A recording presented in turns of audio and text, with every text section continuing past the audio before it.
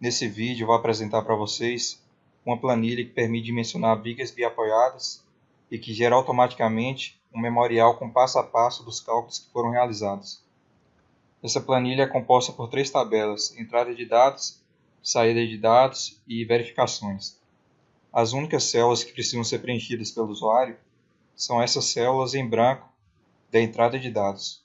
Após preenchê-las, a planilha irá gerar uma série de resultados que serão apresentados aqui na saída de dados e em verificações. As primeiras informações que você deve fornecer para a planilha são referentes às propriedades geométricas da viga, ou seja, altura, largura, comprimento, da armadura e altura útil. Em seguida, é preciso fornecer as propriedades dos materiais que compõem a viga, ou seja, FCK do concreto, tensão de escoamento do aço com seu valor característico, tensão de escoamento do aço que compõe as barras do estribo, e o peso específico do concreto, que no caso do concreto armado, de acordo com a NBR 6120, é de 25 kN por metro cúbico. Depois é preciso fornecer os coeficientes de ponderação, γF e γS.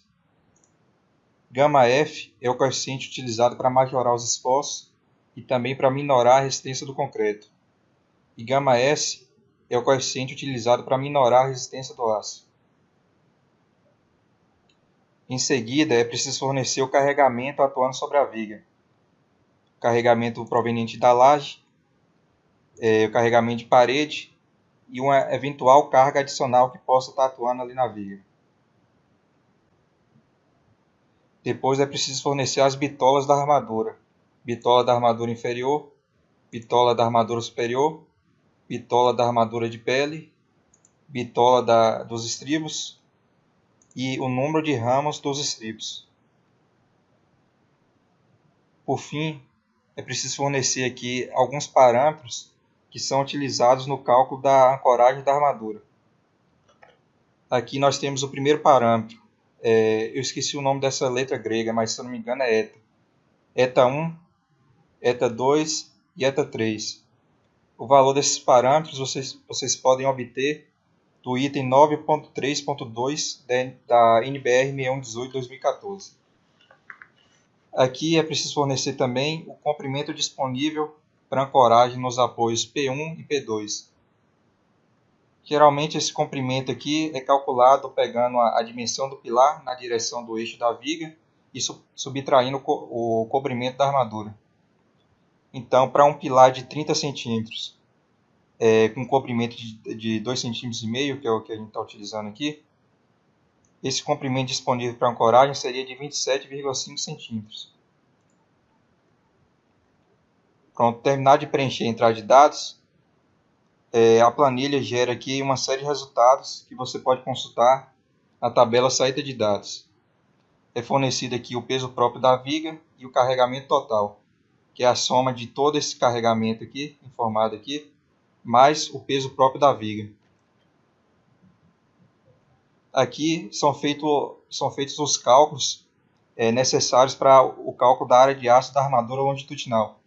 É calculado aqui o momento fletor com seu valor característico, momento fletor com valor de cálculo, calculado aqui a área de aço da armadura longitudinal, a armadura positiva no caso, calculado aqui a área de aço mínima, recomendada pela NBR 6118 para essa armadura, é calculado aqui o número de barras da armadura inferior e o número de barras da armadura superior.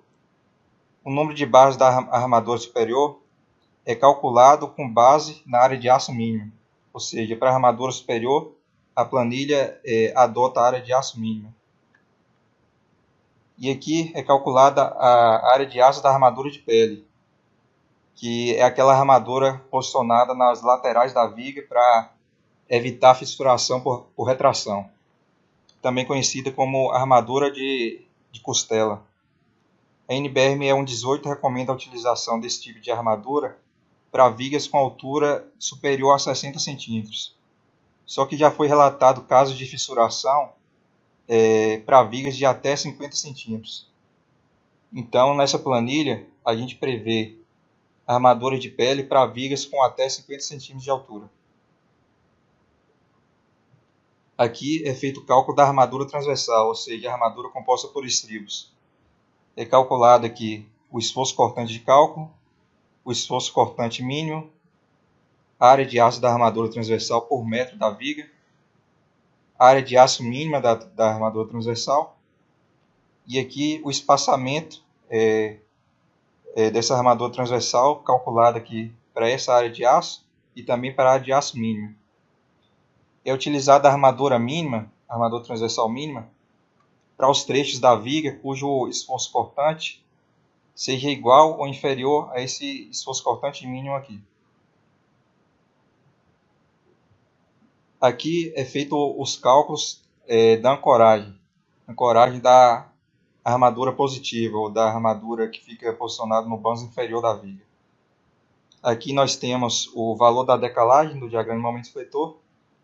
Aqui a área de aço que deve ser estendida até os apoios, ou seja, ancorado lá nos apoios. Esse FBD é a resistência de aderência de cálculo entre a armadura e o concreto. Aqui é o comprimento básico de ancoragem. Esse outro aqui é o comprimento de ancoragem necessária das barras. Foi considerado aqui que nas barras vão ser utilizados ganchos. Aqui é feito o cálculo do número mínimo de barras que devem ser ancoradas, ou seja, estendidas até o apoio, ancoradas lá no apoio. E aqui é feito a área de aço de grampo necessária nos apoios P1 e P2. Geralmente, quando esse comprimento aqui disponível para fazer a ancoragem é inferior ao comprimento necessário, é necessário aumentar a área de aço nos apoios para fazer a ancoragem, quando esse comprimento aqui disponível for inferior ao comprimento necessário. Nessa situação, geralmente a ancoragem é feita aumentando a área de aço nos apoios. E esse aumento da área de aço pode ser feito com a utilização de grampos, que são armaduras em forma de U, que você posiciona ali nos apoios, na parte inferior da viga. Por fim, é calculada aqui as reações de apoio. A reação de apoio no apoio 1 e a reação de apoio no apoio 2.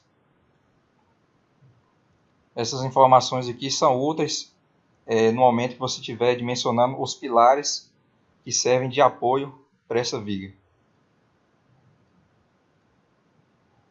Aqui na tabela de verificações é verificado inicialmente a segurança quanto à estabilidade lateral da viga.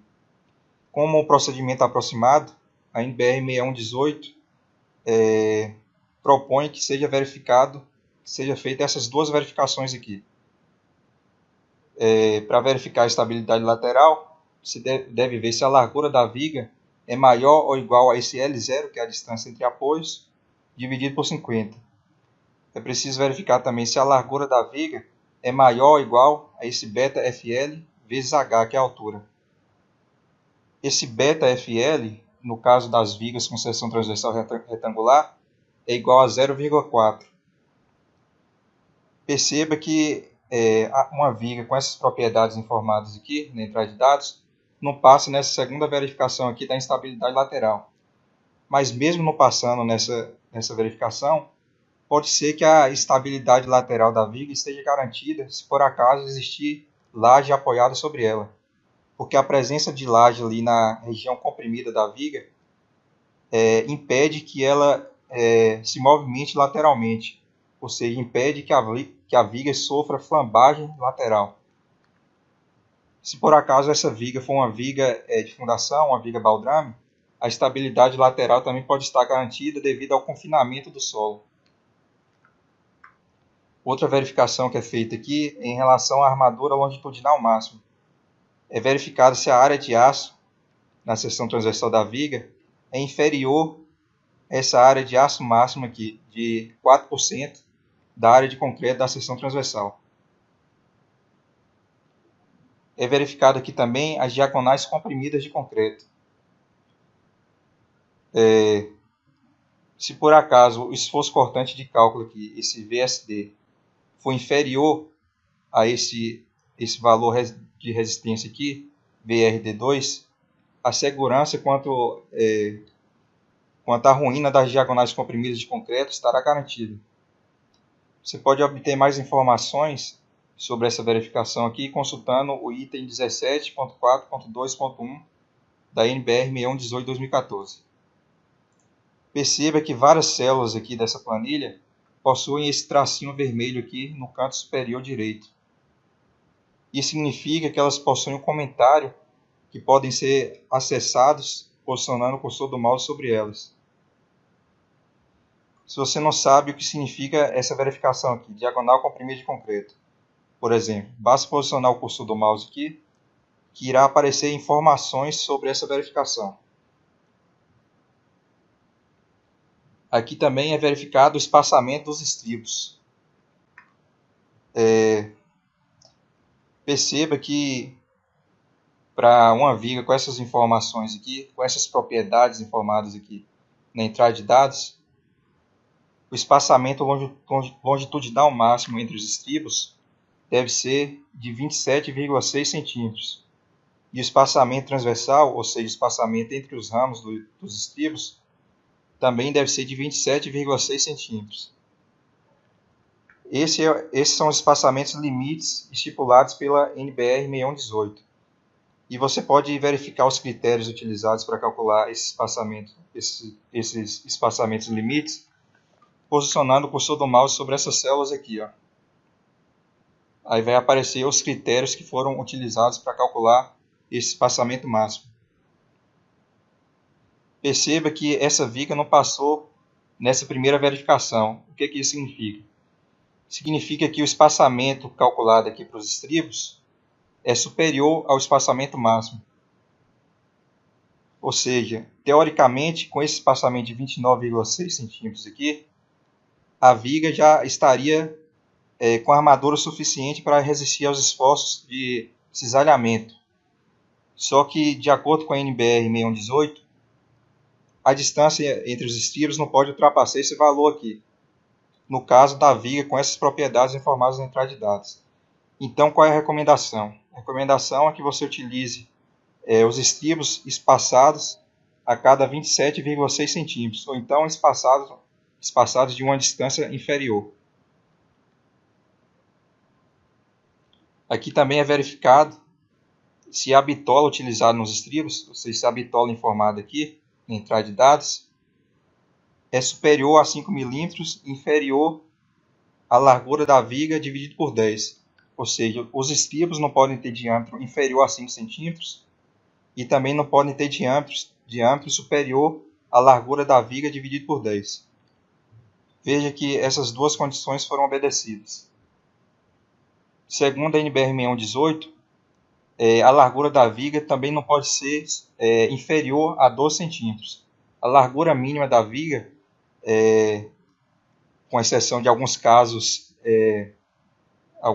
excepcionais, a largura da viga não pode ser inferior a 12 centímetros. Aqui é verificado também, é feito o cálculo aqui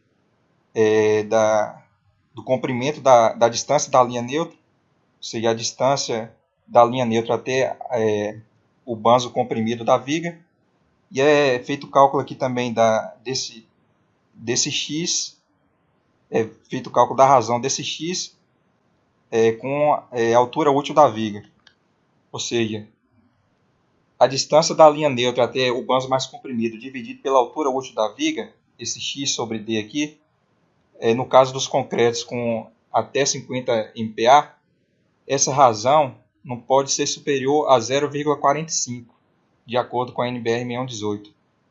Veja que essa relação aqui para essa viga deu 0,284.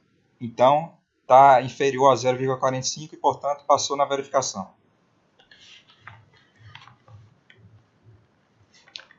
Nessa aba é feito, então, o dimensionamento quanto ao estado limite último da viga.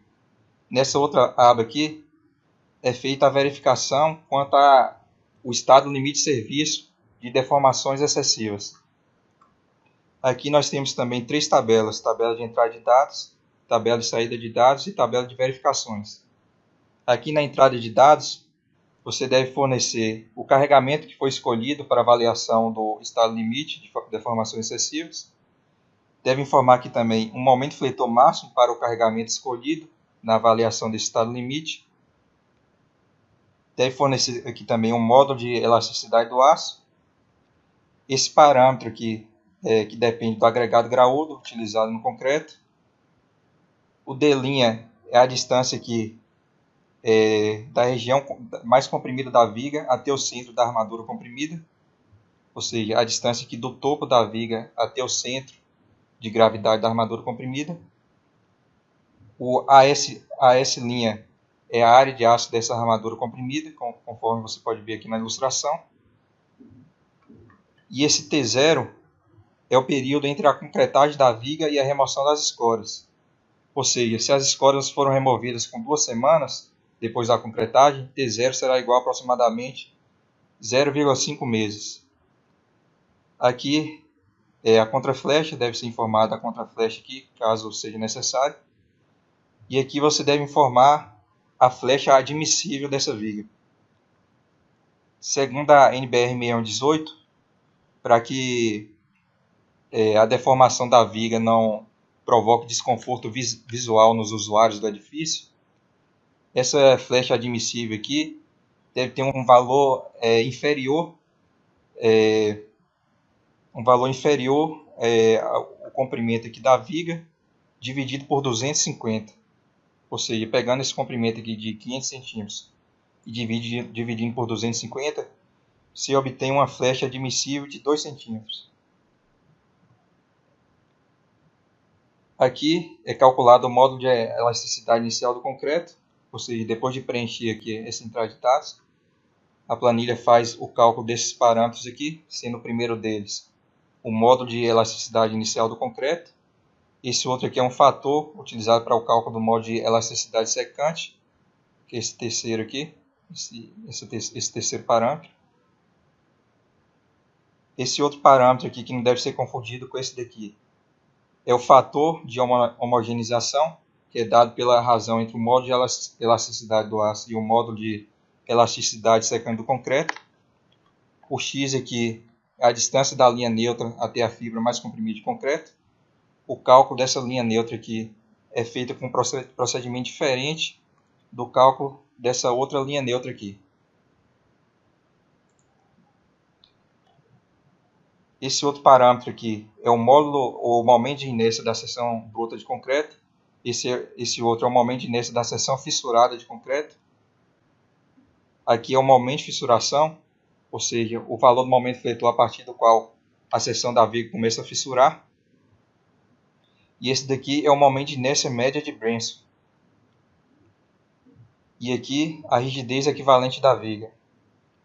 Então, com esses parâmetros aqui, é realizado o cálculo da flecha imediata da viga e da flecha diferida, ou seja, a flecha devido à fluência.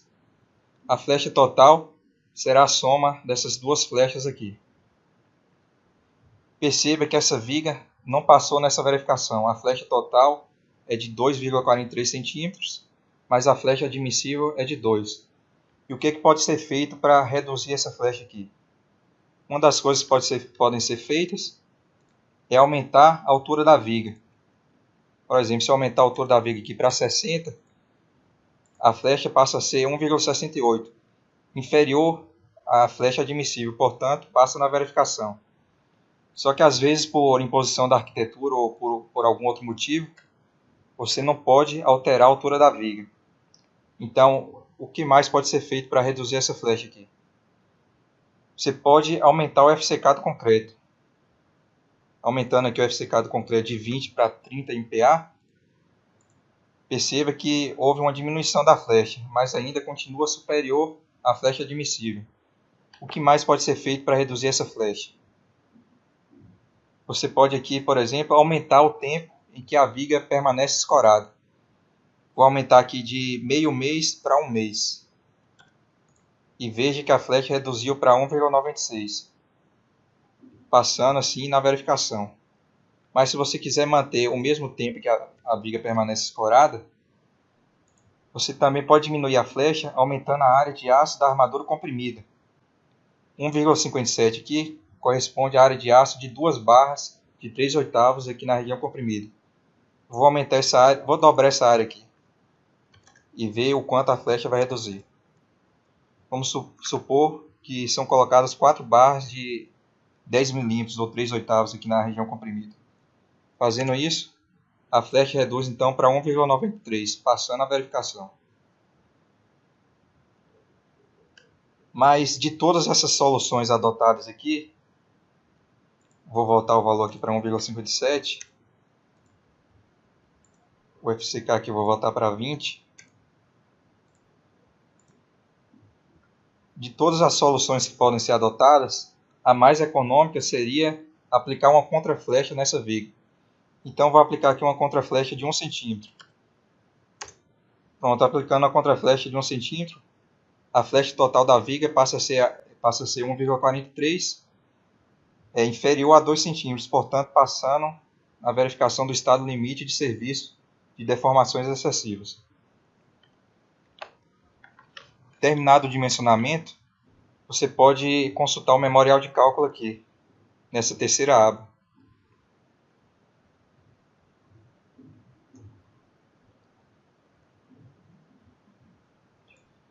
Se você quiser, você pode adicionar algumas linhas aqui na parte de cima. Adicionar algumas linhas aqui e colocar seus dados profissionais e o logotipo da sua empresa. Depois de fazer isso, você pode vir aqui na primeira aba novamente e clicar em imprimir memorial.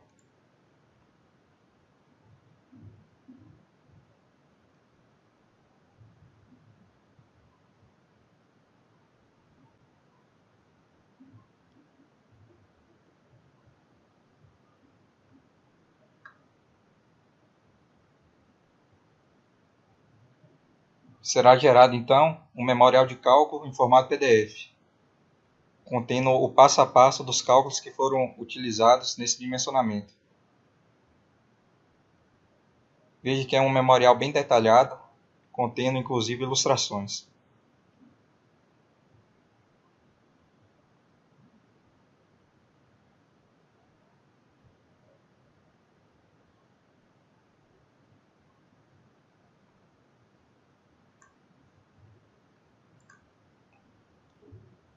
Voltando aqui para a planilha, nós temos aqui embaixo as referências bibliográficas que foram utilizadas para confeccioná-la.